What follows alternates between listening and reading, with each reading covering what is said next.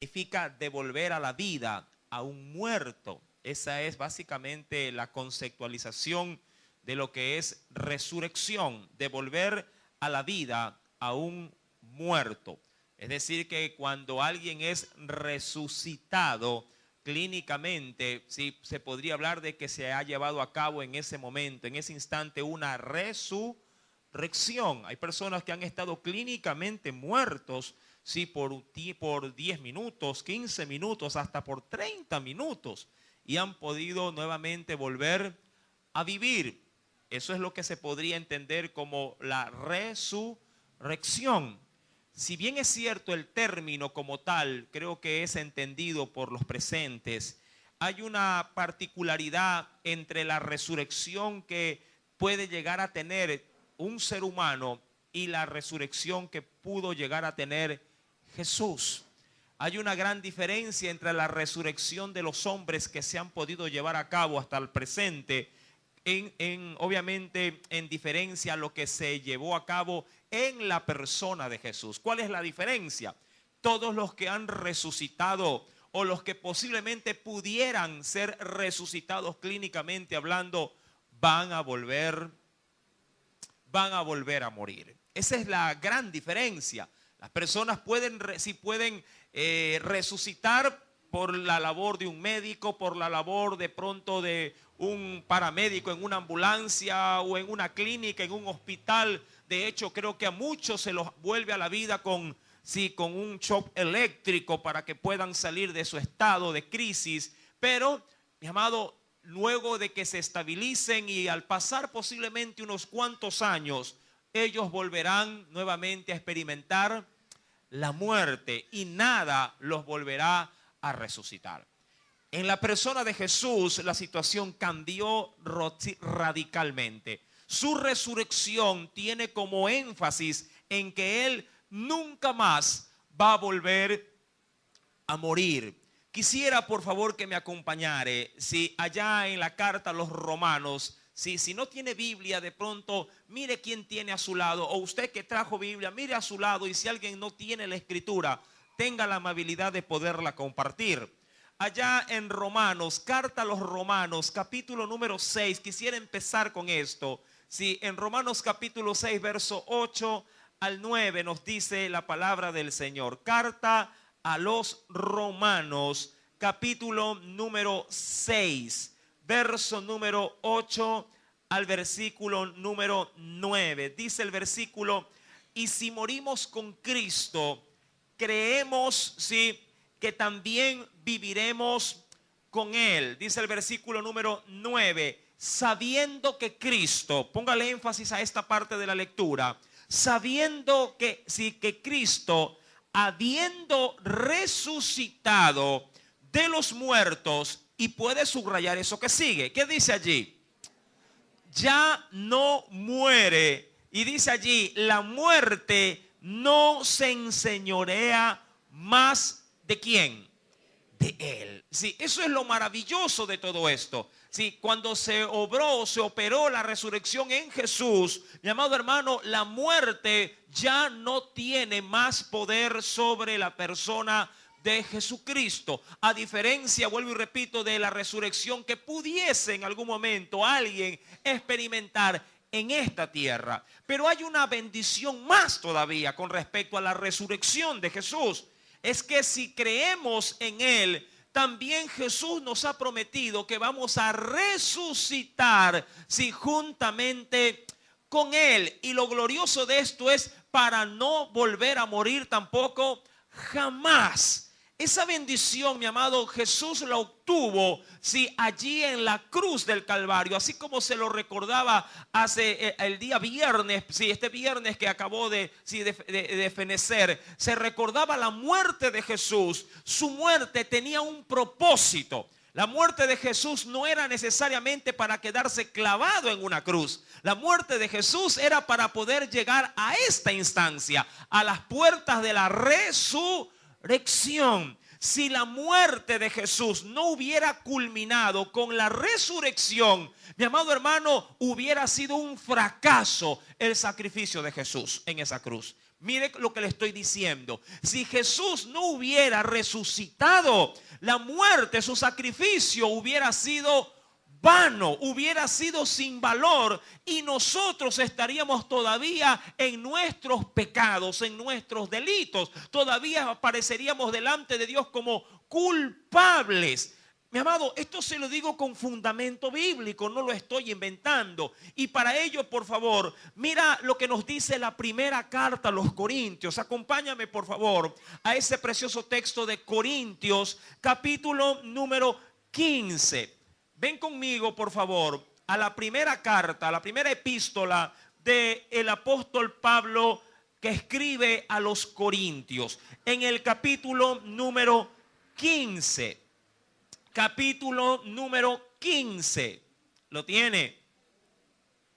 Y lo primero que anuncia, allá desde el verso número 12, voy a leer en adelante. Sí, lo primero que anuncia, Pablo a la iglesia, mi querido hermano, es dejar como base, como pilar fundamental de doctrina, de enseñanza, es que la resurrección es algo real. Amén. A diferencia de muchos que podrían ser un poco escépticos con el tema, la resurrección es un suceso real. Y dice el versículo número 12, pero si se predica o si se anuncia, ¿sí?, de Cristo que resucitó de los muertos, y hace una pregunta para los escépticos, para los que dudan o para los incrédulos, como dicen algunos entre vosotros que no hay resurrección de muertos, porque dice el verso 13, porque si no hay resurrección de muertos, entonces ¿qué pasaría o cómo quedaría Cristo? ¿Qué dice el texto? Tampoco Cristo resucitó. Ahora, ¿hay pruebas de que Cristo resucitó? Claro que hay pruebas, hay evidencias. Eso lo vamos a ver en breve. Pero terminando la lectura, sigue diciendo, y si Cristo no resucitó, vana, ojo, vana, es decir, sin valor, vana es entonces nuestra predicación. Vana también, ¿qué cosa resultaría vana? Y sin fundamento alguno. Vana también es nuestra fe. Dice aún el versículo número, si avanzo un poquito por favor, versículo número 16, porque si los muertos no resucitan, tampoco entonces ¿qué cosa? Cristo resucitó. Verso 17, puede leerlo por favor, me puede ayudar con esa lectura.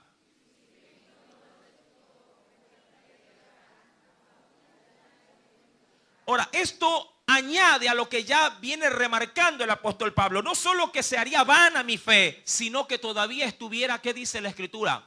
Estuviera muerto, pero ¿en qué? En mis pecados. Ya creo que usted conoce lo que dice la carta a los romanos, porque la paga de mi pecado, ¿qué se me otorga por mi pecado? Es la muerte. Ahora, dice la Biblia, versículo número 17, ¿sí? Si Cristo no resucitó, vuestra fe es vana, aún estáis en vuestros pecados. Versículo número 18, voy a leer hasta el 20.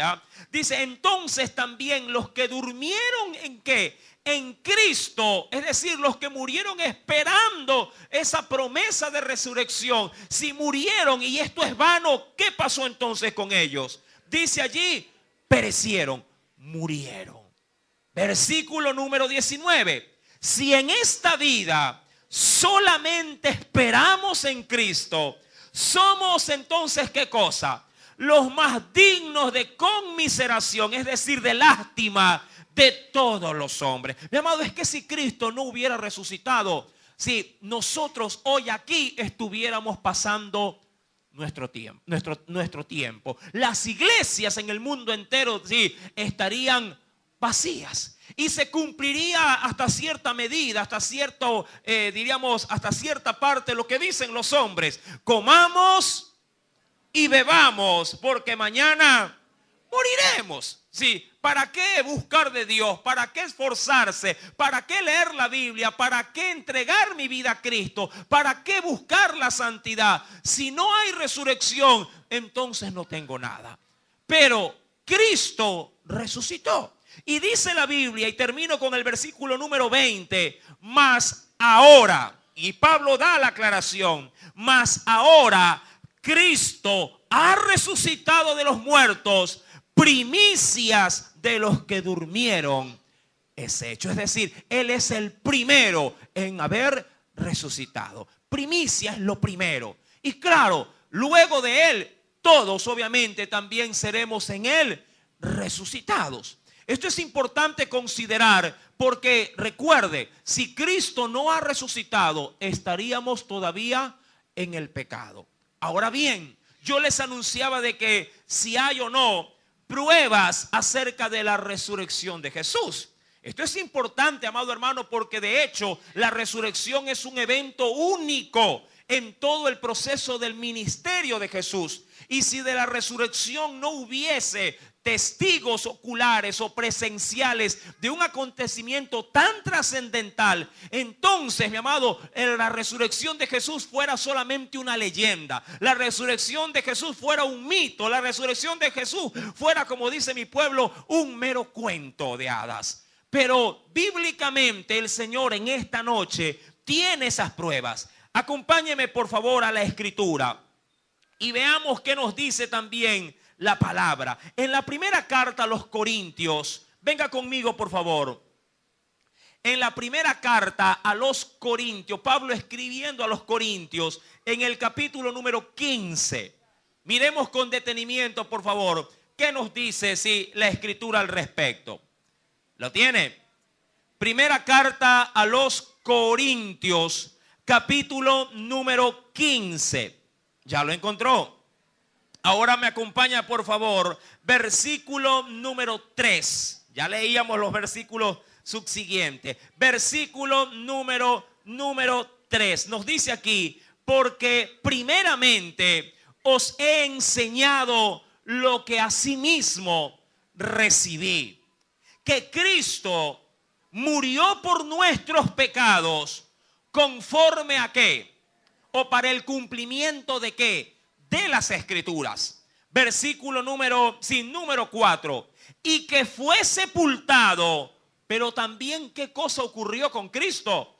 Y que resucitó al tercer día. Y nuevamente repite este pasaje diciendo, o esta referencia, conforme a las Escrituras. Verso número 5. Y aquí comienzan las pruebas.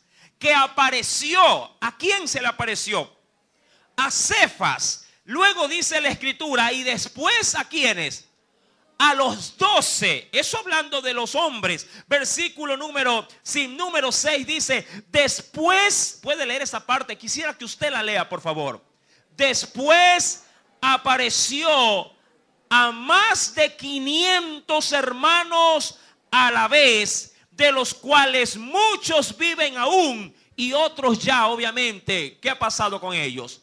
Ya duermen. No dice ya han muerto, no, duermen, porque en Cristo morir es estar dormidos.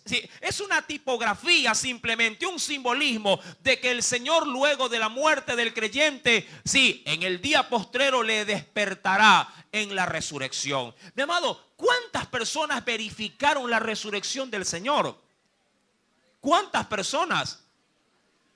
¿Qué dice la Escritura? Primero a Cefas, luego a los 12, sin contar obviamente a las mujeres que fueron al sepulcro y allí también vieron al Señor. Sin considerar también allá en el camino a Emaús, donde el Señor a 2 de los discípulos también apareció. La Biblia dice que apareció a más de 500 personas. Puede ser que uno, diría yo, de manera dudosa, me pueda dar un testimonio de que ha visto a Jesús resucitado. Pero que me lo digan 2, me lo digan 3, me lo digan 40, 100 personas, 200 personas, más de 500 personas, yo creo que no hay duda alguna en aquello. ¿No le parece? Si bíblicamente la Biblia, hasta para poder presentar un caso legal frente a los tribunales, solamente requería ¿cuántos testigos para que vayan firme la situación? ¿Cuántos? 2. Y con 500, ¿cómo hago yo ahí eso? 500 hombres. 500 personas que vieron a Jesús, dice la Biblia, ¿de qué manera? resucitado. No es que lo vieron muerto en el sepulcro, lo vieron de pie con sus heridas en las manos, con las señas de la corona de espinas, lo vieron levantado del sepulcro. Mi amado hermano, es por ende entonces que la Escritura me da tales pruebas. Ahora bien, si esto fue así, ¿por qué entonces el pueblo no creyó acerca de la resurrección de Jesús? ¿Qué piensan ustedes? ¿Por qué frente a tantas evidencias el pueblo no pudo aceptar la resurrección del Hijo de Dios? ¿Qué pasó? Es necesario ir a los evangelios. Venga conmigo, por favor. Vayamos al evangelio de Lucas. Vayamos, por favor, al evangelio de Lucas.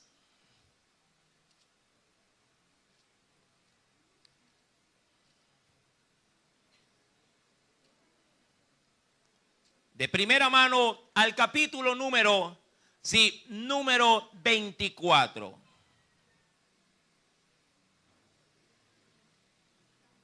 Vamos a ver dos pasajes bíblicos.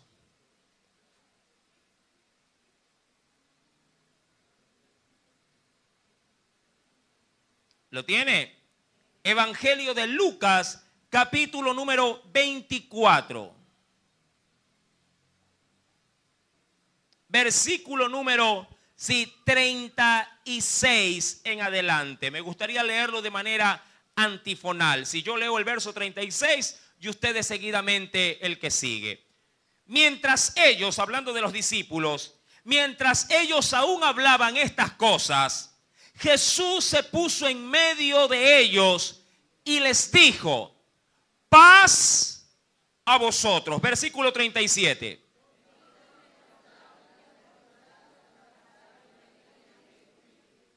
Pero él les dijo: ¿por qué estáis turbados o por qué se encuentran temerosos? Y viene a vuestro corazón estos pensamientos. ¿De qué? De que estaban viendo. ¿Qué cosa creían ellos que estaban viendo? Un fantasma, un espíritu. Versículo número 38. Lea por favor esta parte.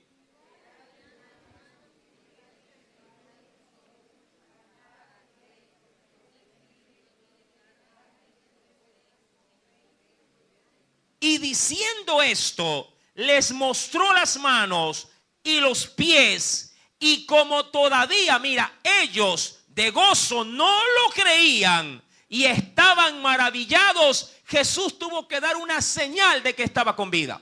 ¿Cuál fue esa señal?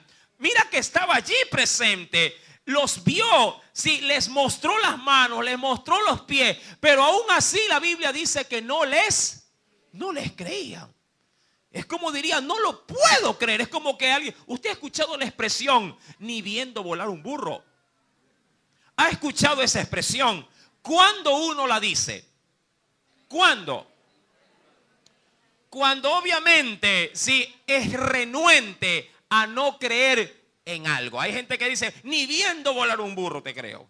Mi amado, Jesús estaba allí, les mostró su presencia, les mostró sus heridas, les dijo: yo no soy un espíritu, soy el que he dicho que soy, el Hijo del Dios viviente. Mirad mis manos, mirad mis pies, miren que aquí estoy. Y aún así, sus discípulos no le creían. Y Jesús tiene que hacer algo muy humano, como una función obviamente de un ser que tiene vida. Dice el Señor que les dijo, versículo número 41, ¿tenéis algo que comer? Es decir, quiero, solo para corroborar y quitar de ustedes todo temor o incredulidad, quiero sentarme a la mesa con ustedes. ¿Y para qué? ¿Para sentarme a qué? A comer. Yo me imagino, mi amado hermano, en ese escenario, ahí junto a los discípulos, que solo a Jesús sirvieron y todos los demás lo estaban, ¿qué cosa? Observando. Cada vez que Jesús metía la cuchara al plato, entonces, yo creo que en cámara lenta lo iban viendo. ¿Será que lo traga o lo escupe? Dicen hay algunos. Sí, mi amado, y Jesús comenzó a ¿qué? Dice la Biblia, a comer. Es evidente, amado hermano, que esta situación de la resurrección, mira, para los que caminaron con Jesús, les resultó ¿qué cosa para ellos? ¿Qué les resultó? Y ya lo conocían y ya estuvieron con Él y dormían con Él, se levantaban con Él, caminaban, predicaban por medio de Él. Y aún así a ellos mismos les resultó ¿qué cosa? La resurrección de Jesús. Digamos que les resultó algo muy difícil de ¿qué? De creer, de asimilarlo. Pero Jesús despejó toda duda. Jesús despejó obviamente toda intranquilidad y dejó bien aseverado de que Él había resucitado. De allí dice Corintios que se tuvo que manifestar no solo a los 12, sino a ¿cuántos? Dice la Escritura, a más de ¿cuántos? De 500 hombres. Ahora, si esto pasó con sus discípulos, hablando de la dureza de poder asimilar la resurrección, es evidente que el pueblo en general, que no eran discípulos de Jesús, no pudieron aceptar la resurrección. Dice la Biblia, acompáñeme por favor, porque es necesario considerar algo adicional con respecto a esto. Acompáñeme por favor y venga conmigo al Evangelio de Mateo. Veamos si qué nos dice también la Escritura, si con respecto allá en el capítulo 27, con respecto a la resurrección. Usted creo que es conocedor de que para el pueblo judío como tal, a la fecha, para ellos Jesús no es quien dice ser que es. ¿Y quién dijo Jesús que era? El Mesías, el Hijo del Dios viviente. ¿Y por qué a la larga, si resucitó, no creyeron en Él? Aquí está la respuesta. En Mateo capítulo 27, versículo 62, sí, en adelante, el Señor nos dará la base bíblica del por qué no solo los suyos, sino aún los propios romanos desecharon. Ellos le crucificaron. Inclusive recuerde que el Sanedrín pidió a Pilato poner ¿qué cosa en la entrada de la tumba? Guardias. ¿Para qué? Para que no resucite. No, ellos no creían en la resurrección. Ellos pusieron los guardias ¿para qué? Para poder prevenir de que los discípulos, decían ellos, no robasen el cuerpo de Jesús y hagan creer a la gente de que no había resucitado. Mire lo que nos dice la Biblia. Verso número 62. Al día siguiente, hablando de la resurrección, ¿no? O hablando de la Pascua, la fiesta pascual. Al día siguiente, que es después de la preparación, se reunieron los principales sacerdotes y los fariseos, ¿ante quién? Ante Pilato. Verso 63, diciendo, Señor, nos acordamos que aquel engañador, hablando de Jesús ellos, dijo, viviendo aún después de 3 días, resucitaré. Verso 64, manda pues que se asegure el sepulcro, dice, ¿hasta qué día? Hasta el 3er día, no sea que vengan sus discípulos de noche y lo hurten y digan al pueblo, resucitó, dice allí, de entre los muertos. Y será, dice allí, el postrer error peor que el primero. Es decir, y será la revuelta que se va a hacer luego de esto peor, como que si Jesús estuviera estado con vida. Versículo número 66. Entonces ellos fueron y aseguraron el sepulcro, sellando la piedra y poniéndole ¿qué más en la tumba a Jesús? Los guardias. Ahora, no voy a entrar en detalle. Usted sabe perfectamente por el capítulo 28 que ángeles de Dios descendieron al sepulcro y removieron ¿qué cosa? Removieron la piedra. Pero aquí hay un asunto. La tumba de Jesús en la parte exterior no estaba vacía. ¿Quién estaban allí? Una compañía de guardias. Sí, estuvo allí, mi amado, haciendo, sí, a manera de un atalaya, velando al sepulcro, básicamente las 24 horas. ¿Durante cuántos días? 3 días. 3 días. Ahí había, sí, un pequeño destacamento romano. Pero Luego de que ellos vieron que los ángeles llegaron y la piedra, mi amado, salieron, sí, despavoridos. Dice la Biblia, acompáñame por favor. Versículo número ahora, sí, número 11. En el informe que dará la guardia, esa misma guardia que puso Pilato allí. Mira lo que ocurrirá. Mientras ellas iban, hablando de María Magdalena y otras mujeres más, he aquí unos de la guardia fueron a qué cosa luego de la resurrección. Fueron a la ciudad y dieron aviso a quienes. ¿A dónde corrieron estos guardias? A Pilato. No podían ir a Pilato a decirle, oye, Jesús resucitó. Los mataban a los guardias y daban ese informe. ¿Por qué? Porque para un romano la resurrección era algo absurdo. Para una persona que obviamente no creía en asuntos de fe, hablar de resurrección era hablar, mi amado hermano, sí, de platillos voladores. Ahora bien, dice la escritura en el versículo número 12, reunidos pues con los ancianos y habiendo, dice aquí, ¿qué cosa? Habido consejo, dieron ¿qué cosa a los guardias? Léalo por favor, no me lo crea a mí. Créale a la Biblia, léalo en la Biblia. Dieron a, ¿qué cosa? Dieron mucho dinero a los soldados diciéndoles, decid vosotros, sus discípulos vinieron de noche y lo hurtaron estando nosotros, ¿qué cosa? Dormidos. ¿Se da cuenta? ¿Qué tuvieron que hacer para ocultar la resurrección de Jesús? Tuvieron que comprar un testimonio falso. ¿Con quiénes compraron ese testimonio? Con los guardias.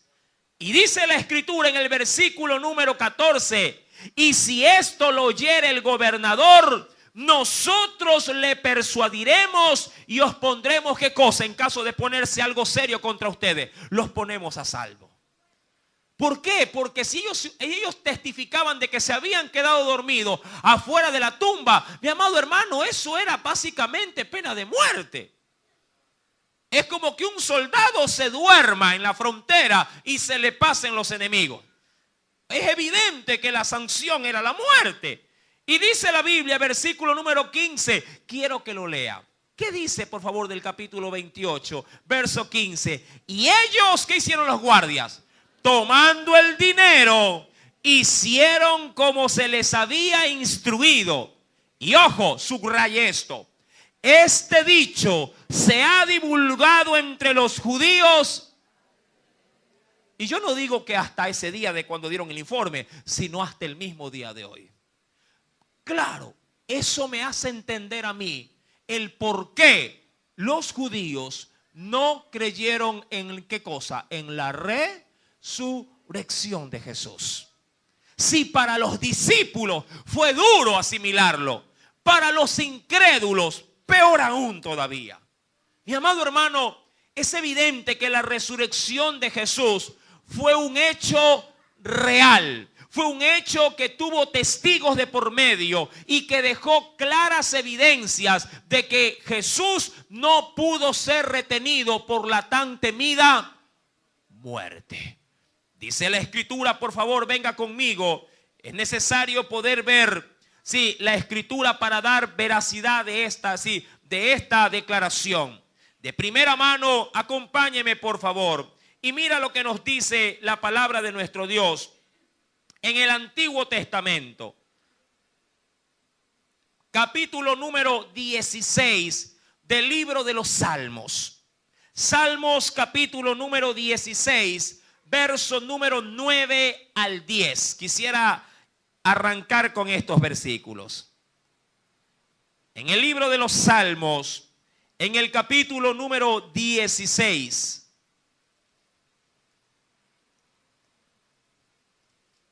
¿Ya lo encontró? Salmos capítulo número 16. Dice allí en el versículo, voy a leer desde el verso 7 al verso 10. Dice el Señor, bendeciré a Jehová que me aconseja. Aún en las noches me enseña mi conciencia. A Jehová he puesto siempre delante de mí. porque está a mi diestra o a mi derecha, no seré conmovido. Se alegró por tanto mi corazón y se gozó mi alma. Mi carne también reposará confiadamente. Verso 10, quiero que lea este pasaje con detenimiento. Dice el Señor, porque no dejarás, puede leerlo, porque no dejarás mi alma, ¿en dónde? En el Seol, que era conocido como el lugar de los muertos. No dejará mi alma en el Seol, ni tampoco, ¿qué cosa?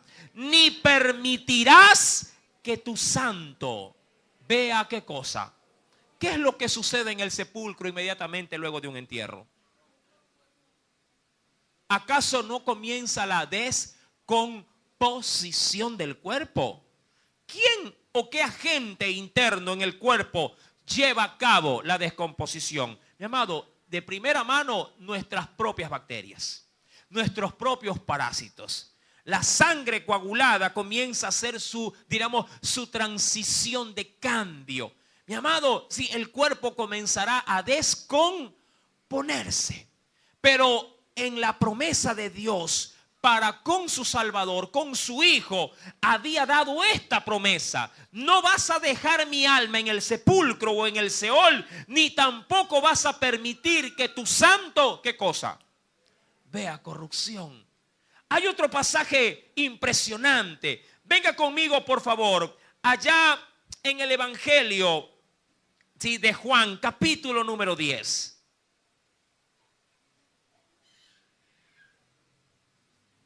Evangelio de Juan, capítulo número 10. ¿Lo tiene? Verso número 17 al 18. Evangelio según San Juan, según el evangelista Juan, capítulo número 10. Capítulo número 10. ¿Ya lo encontró? Verso número 17 al verso número 18. Y ponga mucho asunto a las palabras de Jesús. Dice allí: por eso me ama el Padre, porque yo pongo, ojo, yo pongo, ¿qué cosa pone el Señor? Yo pongo mi vida, dice allí, ¿para qué?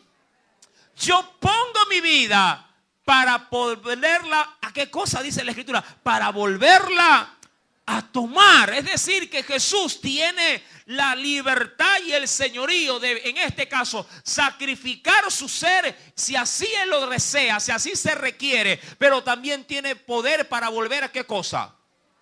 A tomar lo que pone. Y mira lo que dice el verso 18: nadie me la quita. Y, mi amado hermano, a veces pensamos cuando vemos películas, sí, hablando acerca obviamente de la muerte de Jesús o de la vida de Jesús, que fue Pilato el que mató a Jesús, o que fueron los romanos los que mataron a Jesús, o que fueron los judíos, el Sanedrín, los que mataron a Jesús, o hay otros que son mucho más todavía de pronto ideológicos en el aspecto espiritual y dicen: no, el que mató a Jesús fue el diablo. Mi amado, el hombre o las fuerzas espirituales no podían quitarle la vida al maestro. No hay fuerza humana o sobrenatural que pueda quitarle la vida al Hijo de Dios. Él entregó su vida. ¿Sí me está entendiendo? Él quiso morir. Todo lo demás fue un medio para un fin. Todo lo demás simplemente fue un puente para que se pudiera cumplir un propósito predicho, como se lo ha venido analizando los días domingos en el estudio del Génesis, declarado allá en Génesis capítulo 3, versículo número 15. ¿Se acuerda usted? Que habrán dos simientes. La simiente de ¿qué? De la maldad, de la serpiente, aquella serpiente antigua, la cual, dice la Escritura, se levantaría a alguien para pisarle su cabeza, y luego esa serpiente le mordería o le haría daño. ¿En dónde? En el calcañar. Eso refiriéndose a los dolores de la muerte. Pero, mi amado, Si Jesús no pudo ser vencido por la muerte, y a Jesús, mi amado, poder humano o sobrehumano no le esclavizó en un sepulcro. Él puso su vida y Él al tercer día la volvió a tomar. Dice la Escritura, pues allí en el versículo número 18, nadie me la quita, sino que yo de mí mismo la pongo. Tengo poder, ojo, tengo poder para ponerla y tengo poder ¿para qué? Para volverla a tomar. Este mandamiento recibí ¿de quién? De mi Padre. ¿Se está enterando en esta noche? Mi amado, Jesús murió porque quiso morir. Claro, lo hizo con un fin, para traer salvación a la raza humana. El problema es que la raza humana no quiere aceptar el sacrificio de Jesús. Rechaza el sacrificio de Jesús. Y no solamente que rechaza lo que Él hizo, sino que al mismo tiempo se condena en su pecado. Define en su porvenir la muerte para sí mismo al rechazar la gracia de que del poder que Jesús imperó cuando tomó su vida y la sacó del sepulcro. Al rechazar, mi amado, a Jesús, rechazas la resurrección y te condenas a ti mismo. Mi querido hermano, dice la Biblia, quisiera por favor que me acompañara. Venga conmigo allá en la carta a los Romanos, en el capítulo número 8. Carta a los Romanos.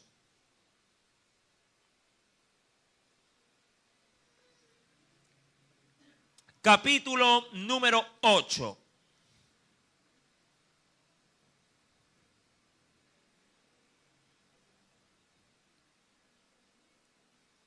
¿Lo tiene?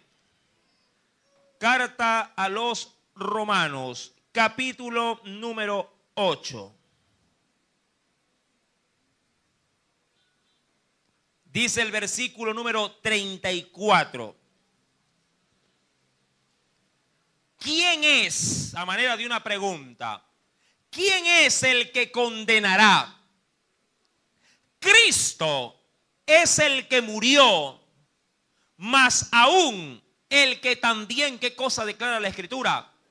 El que resucitó, el que está además, mire, porque para esto resucitó, ¿ah? El que está además, ¿qué cosa? Léalo por favor. A la diestra de Dios. ¿Y qué hace allí? ¿Qué hace allí? Y dice la Escritura que está a la diestra de Dios el que también intercede por nosotros. Para eso resucitó. Para no solamente recibir el honor, sí, de la gloria junto a su Padre, sino para estando allí, no llenarse de aplausos o llenarse de halagos, sino para abogar por ti y por mí. ¿Para qué? Para interceder y que sobre nosotros no venga el justo juicio de ¿quién? De Dios. Está allí resucitado. ¿Para qué? Para interceder.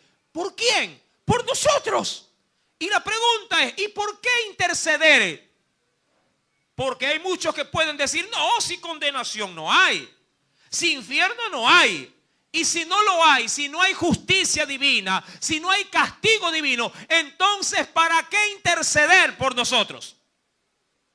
Y si no hay castigo divino, y si no hay infierno, entonces ¿para qué morir en la cruz? ¿No se ha hecho la pregunta? Como dicen muchos, no, si Dios es amor y no es castigo, no es fuego, no es justicia, no es infierno. Y entonces, ¿para qué venir a morir? Pregunto yo. ¿Para qué hacerle pasar un mal rato a su hijo en la cruz? Si no hay juicio final, si no hay infierno, ¿no le parece contraproducente bíblicamente hablando de que Dios, si acaso usted tiene la razón de que no hay juicio, de que no hay condenación, ¿para qué entonces hacer sufrir a su hijo? ¿No le parece incoherente esto? Pero reconociendo por la Biblia de que hay juicio, de que hay condenación, de que sí hay infierno, es que Jesús es enviado por su Padre para ir en rescate de aquellos que iban directamente al hoyo. Y esto se complementa justamente con una posición privilegiada, estar a la diestra de Dios. ¿Para qué? Por la humanidad. ¿Para qué? Para interceder. Yo no sé, si quiere ver el tema de la intercesión, bíblicamente hablando, es como lo que usted haría por alguien a quien usted sabe que le van a dar su castigo o su merecido. Hay hermanos que son buen dato, como dicen los chicos, que saben que los padres les esperan con una buena tranquiza por alguna travesura o algo que merecen ser castigados. Y el hermano va donde el padre o de la madre y dice, ya papi, no le pegue. ¿Cuántos han hecho eso en algún momento? Hay otros que no, hay otros que son, pero dale duro, no le des con ese y le pasan el palo, con este dale. Hay otros que son más avesados, ¿no? Pero los que aman a sus hermanos o a sus hermanas, ¿abogan o no abogan por ellos? Eso hacen hasta en el colegio. Ya, maestra, no le ponga mala nota, déle otra oportunidad. Mire, la Biblia dice que nosotros, siendo malos, sabemos dar buenas dádivas a nuestros hijos. Dios, mi amado, puso al mejor abogado a la disposición de toda la raza humana. Puso a su hijo.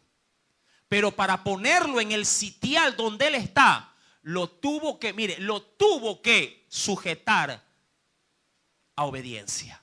Lo tuvo que sujetar a la muerte, pero también lo glorificó con la resurrección. Estando muerto, lo volvió a la vida. Y lo hizo para darte a ti y a mí una oportunidad. Amén. Quiero por favor que me acompañes a la Escritura. Mira lo que nos dice el Señor en la primera carta a los Corintios, capítulo 15. Hemos leído bastante este capítulo, pero lo voy a llevar a los versos finales. En la primera carta a los Corintios, capítulo número 15, dice el Señor. ¿Lo tiene?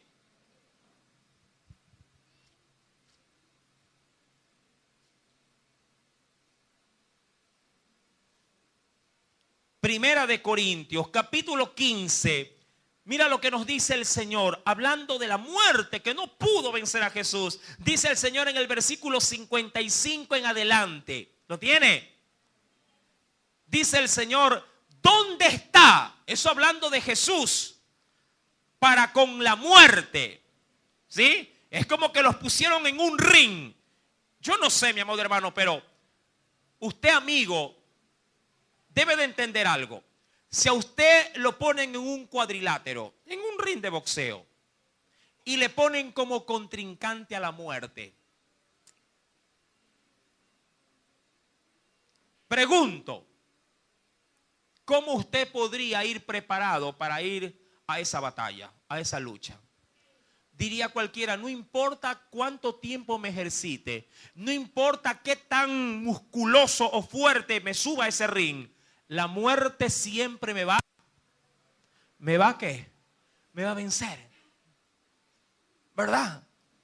No importa cómo vaya a ese ring, la muerte siempre va a obtener ¿qué cosa? La victoria. Y digo yo, y va a ganar por nocaut. ¿Quién puede vencer a la muerte? El dinero puede vencer a la muerte. Hay gente que ha querido comprar la salud, que ha querido extenderse la vida. Mira que hay muchos que tienen dinero y han ya previsto crionizarse para extender el tiempo de vida. Y cuando hablo de crionizarse, hablo de poner sus cuerpos en un estado aparentemente vegetativo dentro de grandes refrigeradores. Se han congelado. para que se trate de descubrir algún tipo de fármaco o algún tipo de sustancia que cuando obviamente se descubra, ellos puedan hacer uso de ello y obtener la tan anhelada vida eterna. En los tiempos de la Edad Media, mi amado, ejércitos enteros iban en busca a lugares inhóspitos para encontrar el cáliz de la vida. Esto no solamente son leyendas, son sucesos reales. Pero ¿quién podrá vencer a la muerte? El dinero, los hospitales, la tecnología, la ciencia, por muy avanzada que esté, mi amado, cuando nos toca, nos toca. ¿O no es así? ¿Es que acaso la muerte respeta la edad? Y dice, uy, no, está chiquito, a este no me lo llevo. Así dice la muerte. La muerte hace preferencia. No, este es rico, a este no hay cómo tocarlo, tiene plata en el banco. Mejor me voy a los suburbios y allá voy a hacer lo que quiero hacer. La muerte no limita, amado hermano, no tiene límite. Se lleva al que quiera llevar. Debe de entender que sobre ese enemigo el hombre no tiene poder. Pero mi Cristo, ¿qué había dicho en Juan? Yo tengo poder para poner mi vida, para quitarla y para volverla a tomar. Solo Cristo en un ring con la muerte sale más que vencedor. ¿Cuántos lo creen? Solo Cristo en el ring contra la muerte, solo Él sale más que vencedor. Y dice la Biblia, porque así lo va a corroborar, Corintios 15, verso 55, ¿dónde está, oh muerte? Mira, lo hace ver como un veneno, tu aguijón. ¿Dónde, oh sepulcro, tu victoria? Ya que el aguijón de la muerte, ¿qué es? Es el pecado. Y el poder del pecado, la ley. ¿Por qué? Porque es la ley la que me dice qué es lo que es bueno o benigno, o qué es lo que es malo o pecado. Versículo número 57 dice, mas gracias sean dadas a Dios que nos dio la victoria por medio, dice allí, ¿de quién? De nuestro Señor Jesucristo. ¿Por qué le damos gracias a Dios? Porque Él pudo vencer el aguijón de la muerte. Amados hermanos y amigos, la resurrección de Jesús es un hecho real. Es un hecho que marcó la diferencia entre la culpabilidad y la inocencia del hombre. El hombre sin Cristo es culpable en un juicio. En un juicio el hombre con Cristo es inocente. Pero no porque es inocente, sino porque Cristo toma la culpa y Él carga el castigo que te merecías. Él es el sustituto. Y dirás, ¿qué garantía hay de que salga libre, de que salga inocente? Ya la garantía está firmada. Es la resurrección. Si Cristo resucitó, yo salgo inocente y tengo vida y vida eterna. Y estaré donde mi Cristo está, a la diestra también de mi Padre Celestial. Aleluya. ¿Quieres tener la garantía de la vida eterna? Acepta a Cristo. Acepta su sacrificio y recibe por la fe, mi amado, la bendición de la resurrección. Por eso Cristo resucitó, para garantizar y aprobar el sacrificio de la cruz. Si es así, si lo quieres recibir el día de hoy, inclina tu rostro. Y no es lo que yo diga lo que te va a hacer salvo. Es lo que Cristo hizo por ti lo que te va a hacer salvo. La oración es simplemente un modelo a seguir para hacer las paces con Dios. ¿Cuántos quieren hacer las paces con Dios? Mi amado, no es bueno vivir en un hogar sabiendo que hay diferencias entre la pareja, ¿verdad que no? No es bueno. Tú trabajas tranquilo cuando sales peleando de tu casa. cuando sales enojado con tu marido o sales peleando con tu mujer? ¿Vas tranquilo? Claro que no. Amado hermano, ¿y por qué caminar por la vida sabiendo que estás enemistado con Dios? De hecho, puede ser que te vaya mal en la vida y que tú no encuentres la razón o el por qué te va mal. Yo te puedo decir por qué te va mal en la vida. Porque estás peleado con quien no deberías de estar peleado, con Dios. Por eso es que te va como te va. Pero la Biblia dice que los que están en Cristo Jesús, quisiera argumentar aquello, mi querido hermano, no solo que no tendrán ninguna condenación, sino que quisiera argumentar de que cuando uno está en Cristo Jesús, aún hasta las cosas negativas, dice la Biblia, nos ayudan a bien. Aún hasta lo peor que pudiéramos estar experimentando, todo ayuda bien para los que esperamos en el Señor. Haz la paz con Dios. Acepta no solo su sacrificio, acepta también la gloria de su resurrección y Él compartirá ese beneficio contigo sin costo alguno. Es gratuito. El llamado de Dios para ti en esta noche es este. Venid a mí, todos los que estáis cansados y cargados, que yo os haré descansar. ¿Quieres descanso para tu vida? ¿Quieres encontrarle un verdadero sentido a tu vida? Cristo es la respuesta para ti. Inclina tu rostro y de todo corazón, tú, de todo corazón, dile al Señor lo siguiente.